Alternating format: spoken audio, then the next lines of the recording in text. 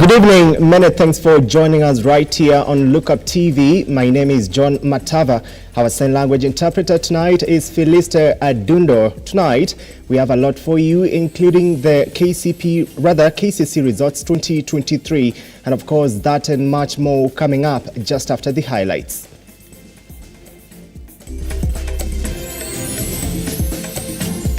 Tonight, the number of candidates who actually failed to sit the examinations, the council has only been able to trace 2,000 eligible runners. Dismal performance largely registered in the 2023 KCC results as half of the candidates registered D+ and below.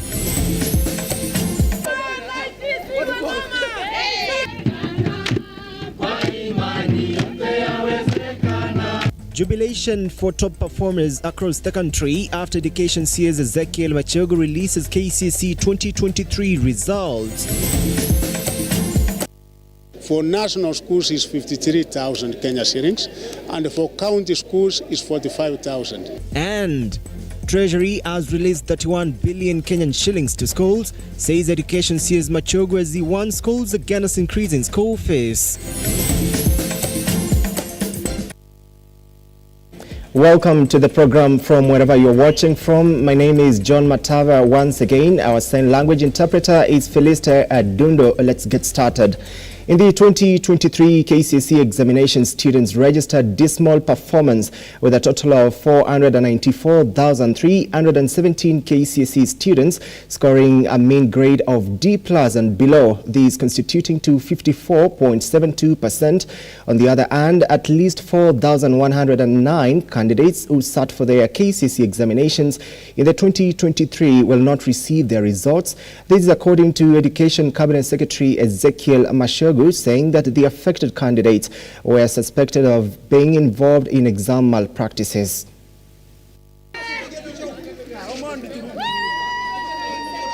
Education Cabinet Secretary Ezekiel Machogu today released the 2023 KCSE examination results at Moi Girls Headoret in Uasin Gishu County, which was witnessed by different stakeholders in the education sector.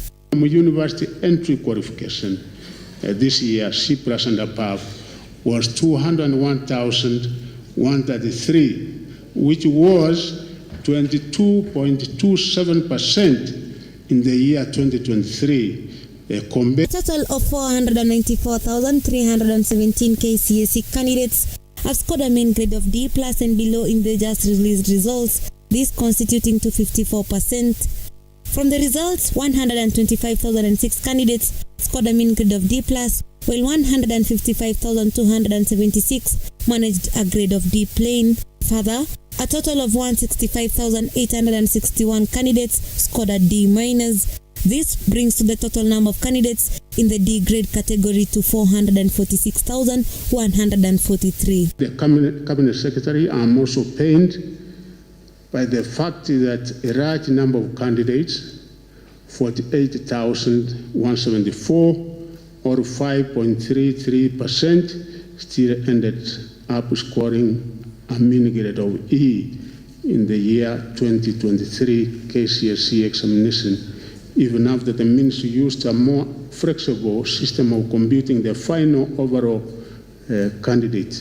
Lodge Eldoret, where the president was briefed by Education CS Ezekiel Machogu on the 2023 KCSE results. President William Ruto has now called for the immediate investigation of the 3,000 candidates who failed to sit for the 2023 KCSE examinations. The candidates are said to have been registered for the exam but failed to take their papers. The head of state also calling for tough action against cheating. So, sir, the number of candidates that we had this particular year, that is in 33, is 903,138. And out of those, the ones who did the exam, who sat the exam, were 899,453, 284,000. Okay. At least 4,109 candidates who sat for the KCSE exams in 2023 will not receive their results. Education CS Ezekiel Machogu saying that the affected candidates were suspected to have been involved in exam irregularities. Mavin Getembe, Lookuptv. A total of 1,216 students scored grade A, with 825 being male and 391 female, representing 0.14% of the total candidates. Additionally, 201,133 students achieved a C+ grade, making 22.27% of the total candidates. Of the 899,453 candidates who sat the 2023 KCSE examination, 450,554 were male, while 448,899 were female, representing 50.09% and 49.91% of the total candidature. As the results of the Kenya Certificate of Secondary Education KCSE for the year 2023 were released today by the Education Cabinet Secretary Ezekiel Machogu, in the A category, 2,782 females, 4,472 males scored this grade. A total of 18,078 students got a B+ category, with 10,370 being male and 7,708 being females. For the B plain category, there were 36,728 candidates, with 59,514 achieving a B Con and 78,343 obtaining a C+. Additionally, 92,612 students obtained a C grade.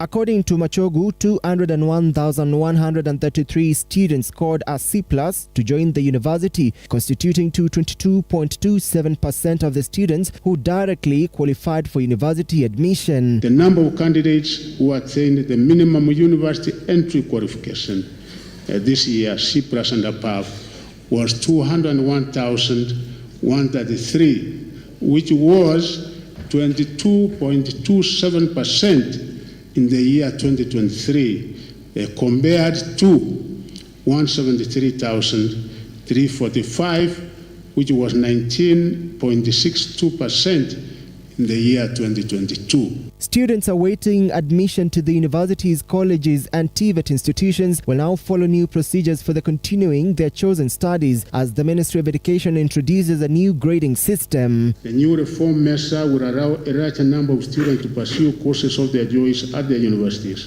diploma and TVET training at certificate and artisan levels. It was previously not the case, as the system was more restrictive.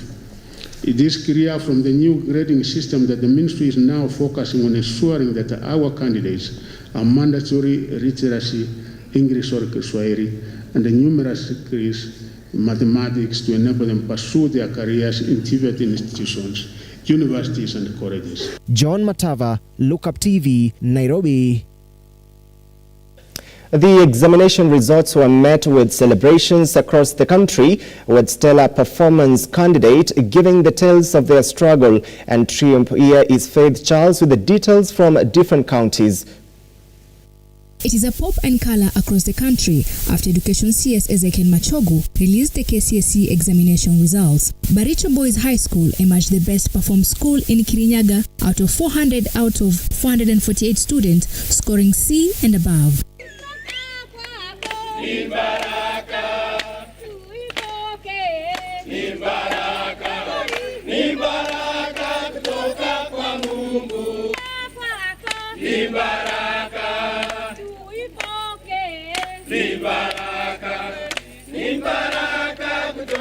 Baricho boys.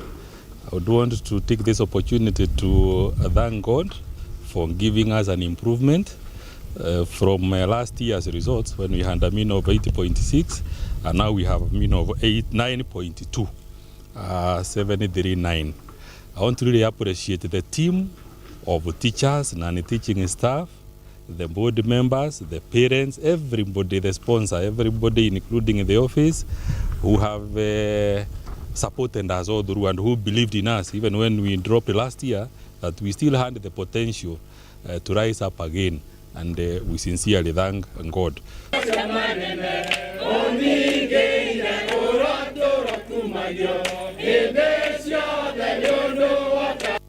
The joy untold was also seen in West Pokot in Chewat National School as it emerged the best in the region with 296 of 311 proceeding to university.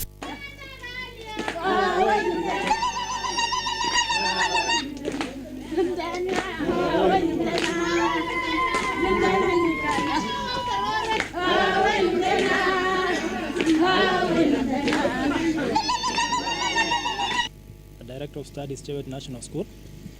I want to thank the media for coming to see how we've performed.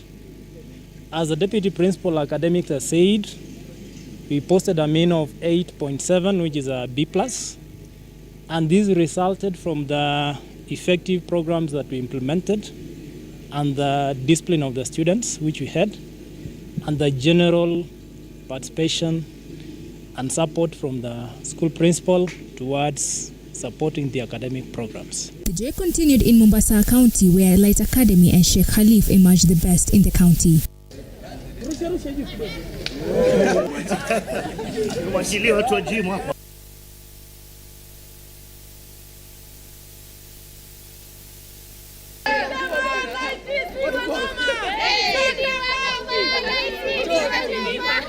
In Lanet Nakuru County was elated as parents and teachers joined David Kiiru, who got an 84 points with an A plane. Tuseme nimefurahia. Mimi nimepokea hizi alama nilikuwa kwa shamba. I was doing my farming there.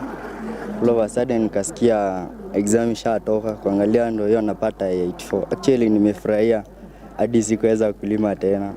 Faith Charles, Lookuptv. President William RUTO today visited Kamagut Primary School, where many years ago he studied his primary education.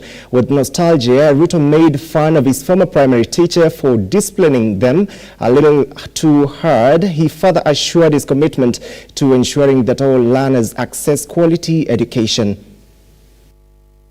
We are actually making sure that each and every school conforms to the directives issued by the ministry, and the amount of school fees which is supposed to be paid for national schools is 53,000 Kenya shillings, and for county schools is 45,000.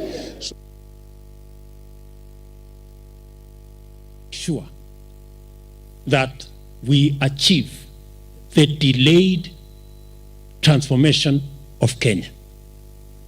It is a moment in history that we must make that decision, break away from our past and move into the future. So mimi nawauliza viongozi wote, mimi nimesema sina vita na mtu yeyote.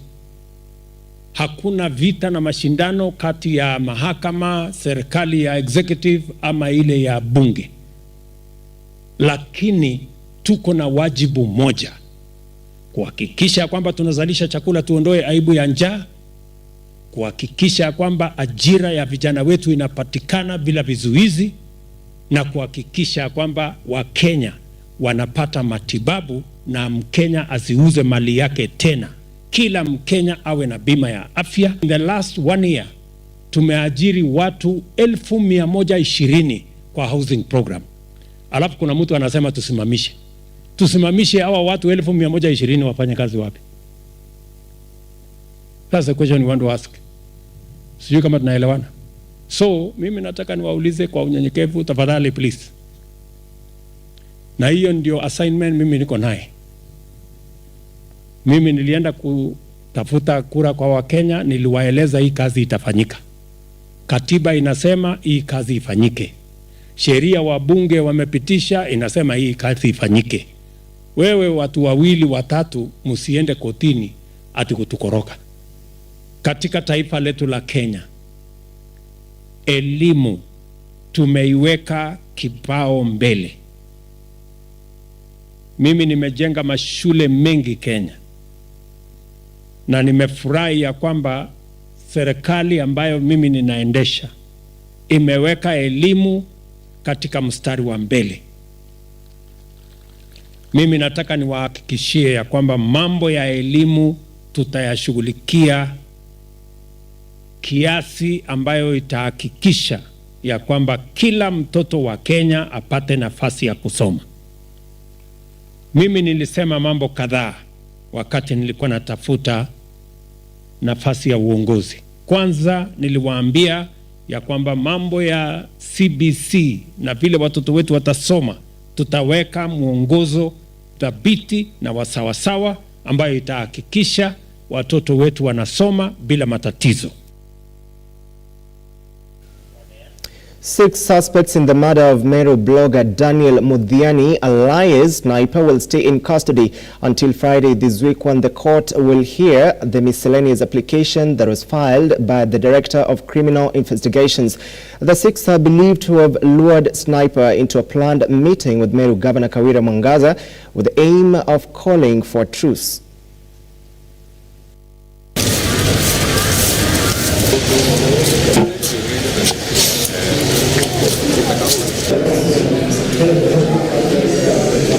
Kenneth Mutua, Frederick Murioki. The counsels for the respondent are granted leave to file and serve their formal response by close of business tomorrow, the 9th of January 2024. The state will have a day to make their formal response or reply. The application will be heard on 12th of January, as this is a public interest case. Well, and that story takes us on a short break right here on Spotlight on Lookuptv. Stay with us. We'll be coming back with more stories for you.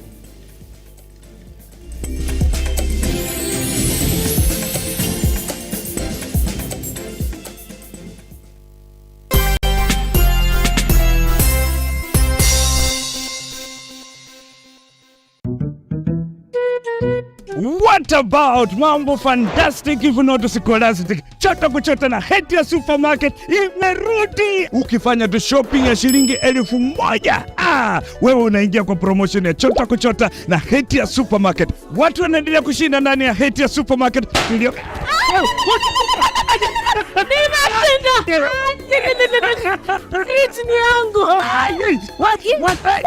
Mwana tata kitoko. Wewe na umeshinda nini? Karibu ndani ya heti ya supermarket uweze kuchota kwa wingi kabisa. Watu huko wanasema nini? Nakwambia kwamba chota kuchota. Unangoja nini? Magari 7 za kushindaniwa, TV, fridge, microwave, shopping vouchers, school fees vouchers, instant prizes na zawadi zingine kemkem. Chota kuchota imethaminiwa na Hetias, Oven Fresh Bakery, Gigabyte, Mount Kenya Milk, Clover's Food Products, Velvet, Magic Drink, Pwani Oil, Arenco, Fruit Juice, Masterchef, Toilex, Coolsip, Mika, Wash Ultra, Philos, Pristol, Nivea, My Choice, Ushindi, Fresh Fry, Arimis Jelly, Cabernet Water, Dettol, Ketepa, Meta, Glucose, Coca-Cola, Rosy Tissue, Big Giant, Elbins, Unilever, Fresh, Unga wa Dola, Blue Band na Pasta Star. Shindano la chota kuchota linaanza tarehe 1 Disemba hadi tarehe 10 Februari mwaka 2024. Hetia Supermarket, a world of choice.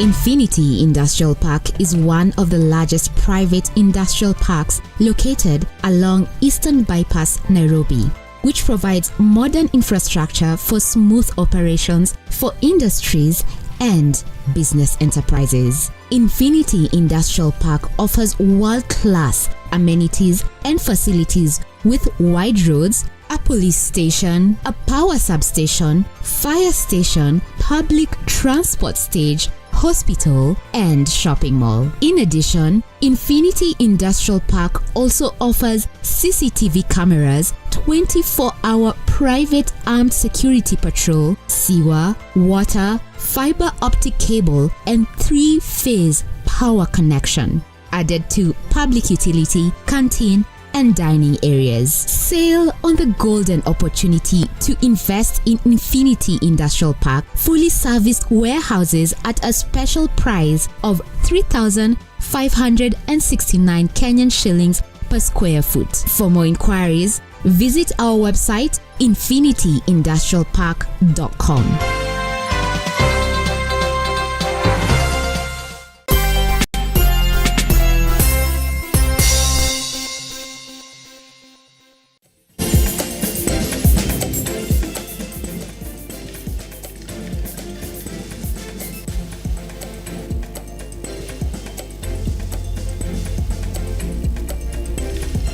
Welcome back. Thank you so much for staying with us. Healthcare workers at Mukumu Mission Hospital in Shinyalu, Kakamega County have embarked on a 3-day strike over delayed salaries and unconducive environment. The workers held demonstrations accusing the management of a failure to respond to their concerns and vowed not to return to work until the needs are met. Service delivery at Mukumu Hospital has been paralyzed following the ongoing strike by the hospital workers. The workers took to the streets to demonstrate over delayed salaries, paralyzed transport activities along Kisumu-Kakamega Highway. We have been patient enough for the last 5 months, working without any salaries in our banks. We are in an hyper-financial situation as we speak now. We are the guys who are providing for our members at home, but we are not able to say that we don't have any money. And up to today, since the time that we're employed, we have been deducted some amount to go to the Britam insurance, but until now, it's not being remitted. The workers have also raised concerns over money deducted for NHIF, which according to them is not being remitted to the appropriate organization. We resorted to this as our last option because we didn't have any other avenue to address the issue of the delayed salaries, the deduction that are being made but not remitted. We have people who have not been paid for over 8 months, those who have not been paid for 5 months. People have families. Right now is January, we have school fees. This money is not with us. Where is it? It is not with us. It is not there. Where is it, surely? For God's sake, surely. We have said it today, tomorrow, Wednesday, Thursday, even at night. We even went for Christmas without anything. Efforts by the hospital's management to try and calm down the irate workers bore no fruits as the workers vote not to return to work until the management resolves their concerns. We want to assure you that we want to work on it. Kwa sababu we have received your grievances officially. Kama board na management imetubrief situation yenye wako nayo. So we were requesting if you give us 2 weeks. The workers are now calling upon the hospital's management and the county government to respond swiftly to their concerns for them to be able to serve the community. Come to us and we are not able to provide them with the necessary services because we lack drugs. Our lab most of the time is not functioning because we lack the essential reagents. We're not able to secure any loans. Our banks are even questioning why we created our bank accounts. And today we are here to request, no, we are not even requesting, we are demanding our money back. Nevin Getembe, Lookuptv.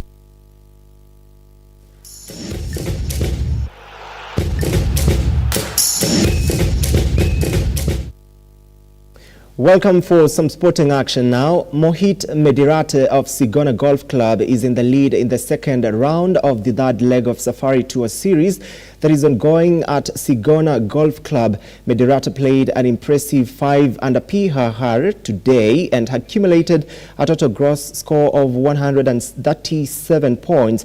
Only 21 golfers qualified for the third round that is scheduled for tomorrow.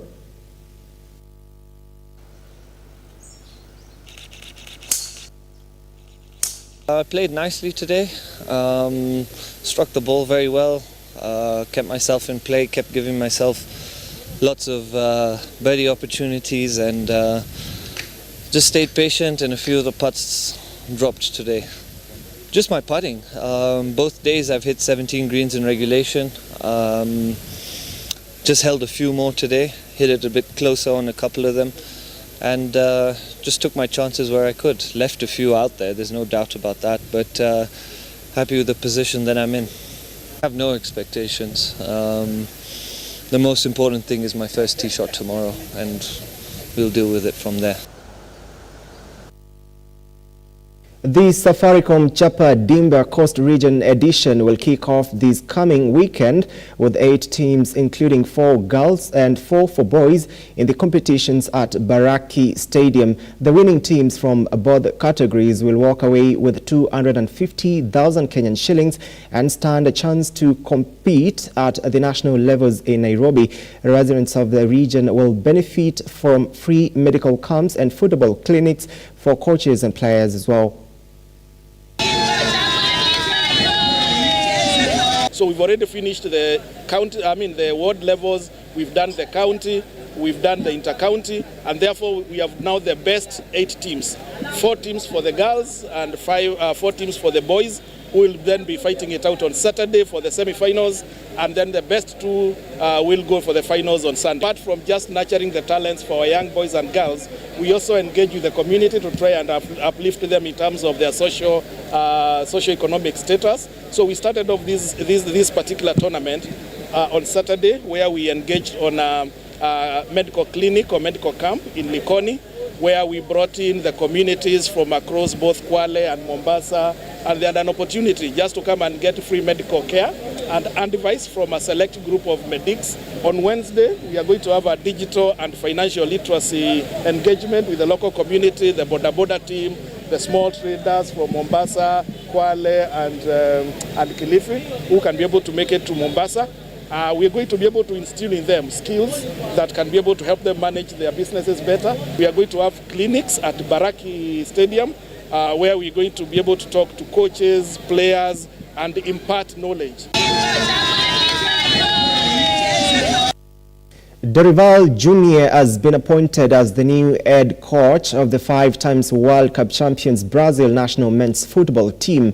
This comes after the departure of Fernando Diniz, who was fired following a poor performance of the team. Jr. is now set to leave his coaching role at Sao Paulo FC to kick off his new task of coaching the Brazil national football team.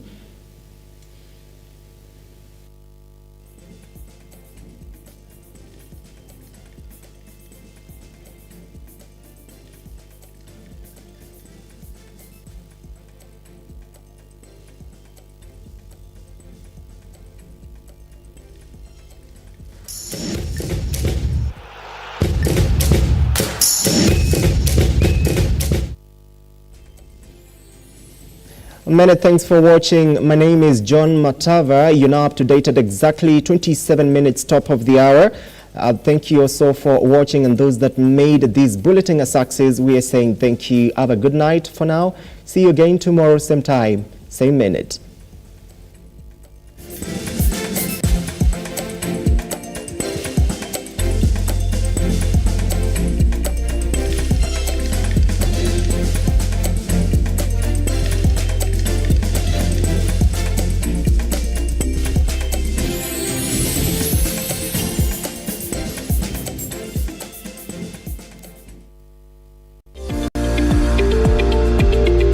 We value your